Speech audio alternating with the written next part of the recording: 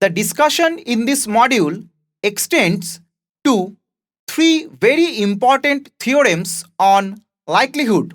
The theorems predominantly deal with the large sample characteristics of the likelihood in some sense or other. These theorems are very much useful in the study of asymptotic features of MLE.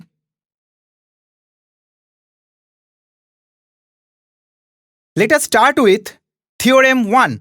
Let us first consider the following assumptions. Number 1. x1, x2, xn are IID with common PDF f theta x. Number 2. The probability distributions p theta, theta belongs to the parameter space omega, are distinct. That is, there does not exist any theta 1 not equal to theta 2 such that p theta 1 is equal to p theta 2. And number 3. The probability distributions p theta such that theta belongs to the parameter space omega have common support. Now, if we consider p theta as rectangular 0 theta distribution, then p1 equal to rectangular 0 1 and p2 equal to rectangular 0 2. Now, the support of rectangular 0 1 is the set 0 to 1 and the support of rectangular 0 2 is the set 0 to 2. Automatically, the support of p1 and p2 are not same, and that is why the rectangular 0 theta distribution does not satisfy assumption number 3. Now, provided the three assumptions hold, then probability under theta naught, the likelihood function capital L at theta naught is greater than the likelihood function capital L under theta. This probability converges to 1 as n tends to infinity, where theta not equal to theta naught is fixed. As a proof of this theorem, here capital L theta equal to product over I from 1 to n f theta xi, because x1, x2, xn are independent. So, the log likelihood function small lx theta minus the log likelihood function small lx at theta naught is equal to summation I from 1 to n log of f theta xi minus log of f of xi at theta naught. That means small lx theta minus small lx theta naught is equal to summation I from 1 to n log of fxi at theta by f of xi at theta naught. Now, 1 by n summation I from 1 to n log of f theta xi by f theta naught xi converges in probability to expectation under theta naught of log of f theta x by f theta naught x using weak law of large number, since x1, x2, xn are IID. Because we know from Khinchin's weak law of large number that if we have a sequence of IID random variables y1, y2 dot dot with expectation of y1 equal to mu, which exists, then Khinchin's weak law of large number says that yn bar, that is 1 by n summation I from 1 to n yi, converges in probability to expectation of y1, that is mu. So here, if we take yi as log of fxi theta by f of xi theta naught, then using Khinchin's weak law of large number, we get the above convergence. Now, it is interesting to note that here f theta xi by f theta naught xi is a positive function, and hence log of f theta xi by f theta naught xi is like log of y, where y is positive. Now, on the other hand, log y itself is a concave function of y, because if we get second order derivative of log y, it gives minus 1 by y square, which is negative. So here log of f theta x by f theta naught x is a concave function of f theta x by f theta naught x. Now we know that Jensen's inequality says that if gy is a concave function of y, then expectation of gy is less than equal to g of expectation of y. So using this result, we can say that expectation under theta naught log of f theta x by f theta naught x is less than equal to log of expectation under theta naught of f theta x by f theta naught x. But under expectation of theta naught, f theta x by f theta naught x is nothing but 1, and that is why log of this is equal to log of 1, which is 0. So what we get here? We get that 1 by n summation I from 1 to n log of f theta xi by f theta naught xi converges in probability to some negative number. That means small lx theta minus small lx theta naught converges to some negative number in probability. That is, probability under theta naught capital Lx theta less than capital Lx theta naught, this probability converges to 1 as n tends to infinity, and our theorem is proved. Next we will go to theorem 2. It is also based on the following assumptions. Now, the first three assumptions are same as that in theorem 1. The fourth assumption is the parameter space omega is open. Fifth assumption is the log likelihood function small lx theta is differentiable everywhere in omega for almost all x. Then, under these assumptions, the likelihood equation del theta small lx theta equal to 0 has one root which is consistent for theta with probability tending to 1. Let us consider the proof of this theorem. Let theta naught be the true value of theta. Now as omega is open, so there exists a delta greater than 0 such that the interval theta naught minus delta to theta naught plus delta is a subset of omega. Now define a set Sn equal to collection of those x for which log likelihood function small lx at theta naught is greater than log likelihood function small lx at theta naught minus delta, and similarly small lx theta naught is greater than small lx theta naught plus delta.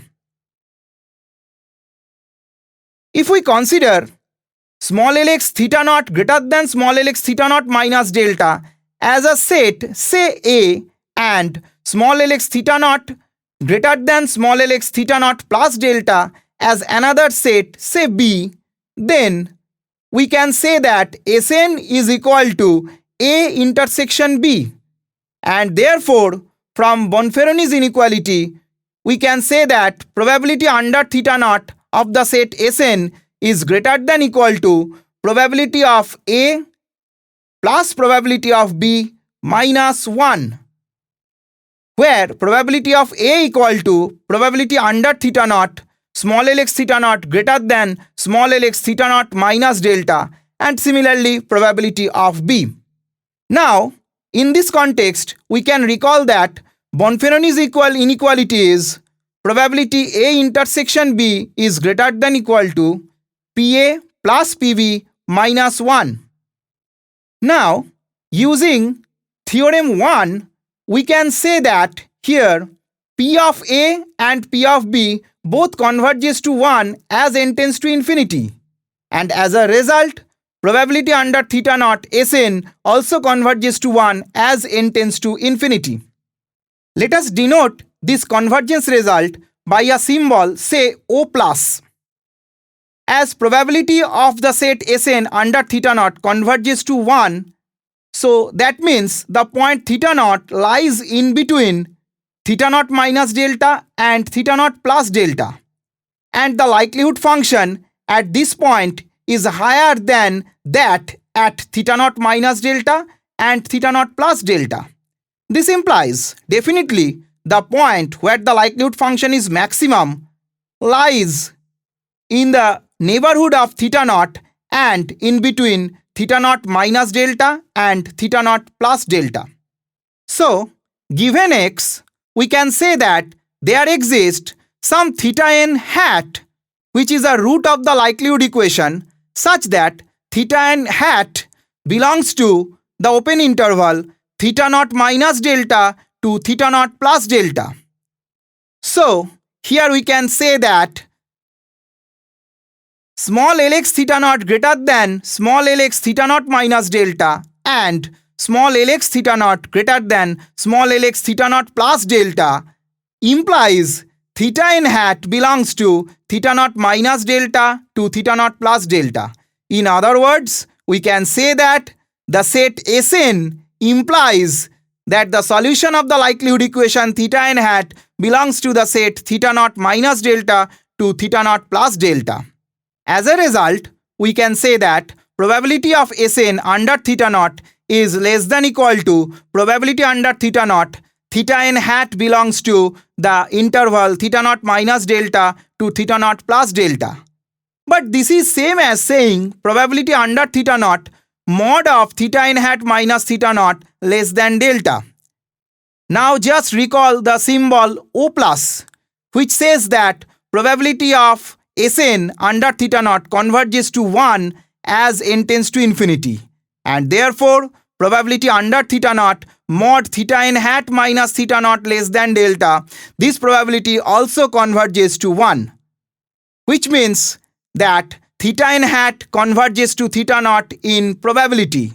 That means theta n hat is consistent for theta naught. Now, what is the implication of theorem 2? The implication is, with probability tending to 1 as n tends to infinity, there exists a local maxima theta n hat which is consistent for theta, and hence the first order derivative of log likelihood at the point theta n hat is equal to 0. Next, we consider the following result. If the likelihood equation has unique root, say theta n hat, then with probability tending to 1 as n tends to infinity, theta n hat is the maximum likelihood estimator of theta and it is consistent. As a proof of this result, we can say that by theorem 2, theta n hat is a local maxima of Lx theta. If possible, suppose there exists a theta star such that Lx theta n hat is less than Lx at the point theta star. But theta n hat is a local maxima of Lx theta. Hence, there definitely exists another point, say theta double star, for which Lx theta is locally minimum, because in between two local maxima, always there should be a local minima. And this means the first order derivative of log likelihood function at the point theta equal to theta double star should also be 0. So, the first order derivative of log likelihood function equal to 0 has another solution at theta equal to theta star. But this is a contradiction as theta n hat is unique consistent. And this implies log likelihood function at theta n hat is greater than equal to log likelihood function at some theta star for all theta star. That means theta n hat is global maxima. Now we go to theorem 3, which deals with asymptotic normality. Like previous theorems, theorem 3 is also based on the following assumptions. Among these assumptions, the first 4 assumptions are same as that in theorem 2. The fifth assumption is the log likelihood function of theta is thrice differentiable with respect to theta and the derivative is continuous. Sixth assumption is integration of f theta x dx can be twice differentiable under the integral sign. Seventh assumption is for every theta naught in the parameter space omega, there exists a positive delta and a function capital Mx such that mod of del cube del theta cube of log of f theta x is less than equal to the function capital Mx for all theta belonging to the open interval theta naught minus delta to theta naught plus delta for all x, with expectation of the function Mx under theta naught necessarily exists. The last, that is 8th assumption, is 0 less than I theta, and I theta is expectation of del square del theta square of log of f theta x under theta, which is same as expectation of del del theta log of f theta x whole square, and that is also less than infinity. Then any consistent solution of the likelihood equation, say theta n hat, will satisfy root n into theta n hat minus theta naught, converges in distribution to normal with mean 0 and variance 1 by I theta naught. So this was the statement of the theorem. Now, as a proof of the theorem, we can recall Taylor's expansion. From Taylor's expansion of first order derivative of log likelihood function at theta n hat, which is equal to del del theta of log likelihood function Lx theta at theta equal to theta n hat, and if we expand this function about theta naught, we get first order derivative of the log likelihood function Lx theta at theta n hat, which is denoted by L dash theta n hat, equal to L dash theta naught plus theta n hat minus theta naught times L double dash theta naught plus theta n hat minus theta naught whole square by 2 times L triple dash at theta dash, where theta dash lies between theta n hat and theta naught. Now this expression, which is obtained from Taylor's expansion, is suppose denoted by, say, star. Now, as theta n hat is a solution of the likelihood equation, so this implies the first order derivative of log likelihood function at the point theta n hat is equal to 0. That is, L dash theta n hat equal to 0. So star implies root n into theta n hat minus theta naught after manipulation becomes equal to 1 by root n times L dash theta naught divided by minus 1 by n times L double dash theta naught minus theta n hat minus theta naught by 2 times 1 by n times L triple dash at theta dash. Suppose this expression be denoted by capital N pi d1 plus d2, where capital N is the term which appears in the numerator, d1 is the first term in the denominator, and d2 the second term in the denominator. That means capital N equal to 1 by root n times L dash theta naught, which can be expressed as root n times 1 by n into L dash theta naught.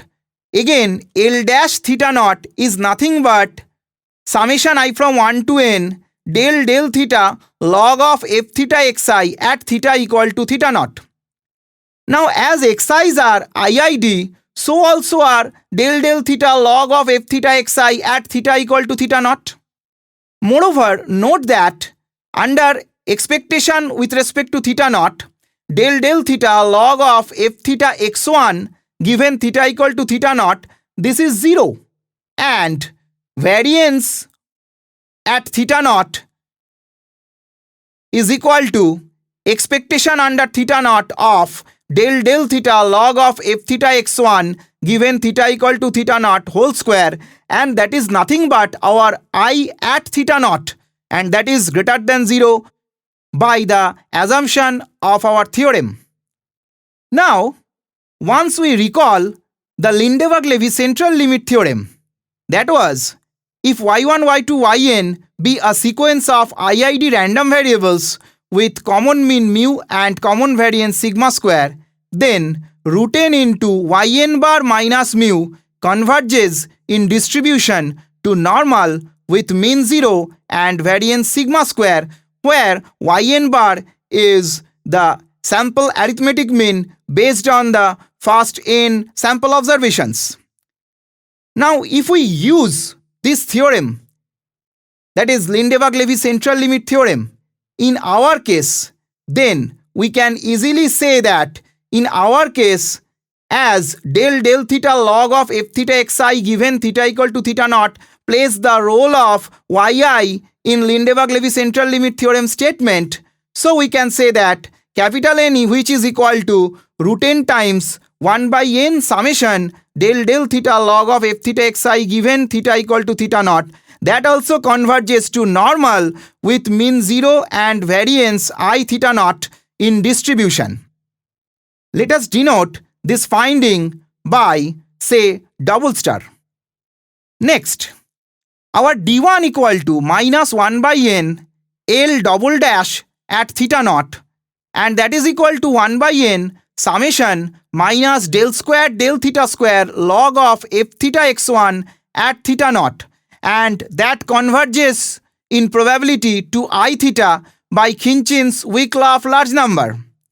Here also, if we consider that y1, y2, yn dot dot be a sequence of IID random variables for which expectation of y equal to mu, then Khinchin's weak law of large number says that the sample mean yn bar converges to the population mean mu in probability.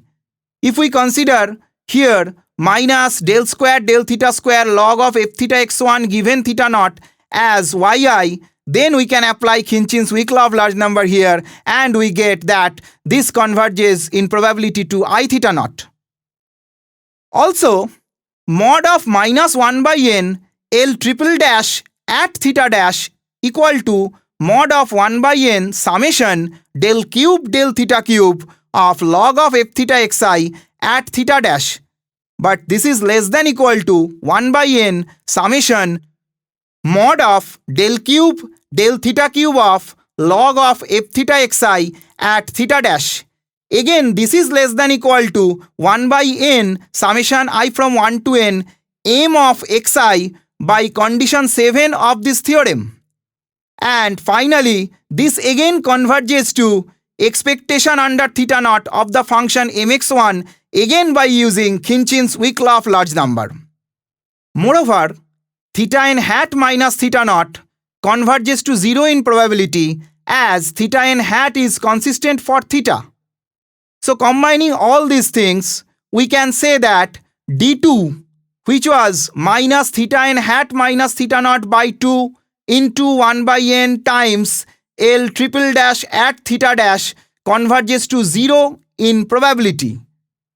Let us denote this convergence by, say, triple star. So, from double star, we get that d1 converges to I theta naught in probability, and from triple star, we get d2 converges to 0 in probability. So, combining these two convergence, we can say that d1 plus d2 converges to I theta naught in probability. Finally, we can recall Slovsky's theorem, which says that if x converges to z in distribution, y converges to c in probability, then x by y converges to z by c in distribution, provided y and c are non-zero. Now, if we use the Slovsky's theorem in our case, then as capital N converges to normal with mean 0 and variance I theta naught in distribution, and d1 plus d2 converges to I theta naught in probability, so capital N by d1 plus d2 converges to normal with mean 0 and variance 1 by I theta naught in distribution. That means root n times theta n hat minus theta naught converges to normal with mean 0 and variance 1 by I theta naught in distribution. Let us denote this finding or this asymptotic distribution by a symbol, say, O dot.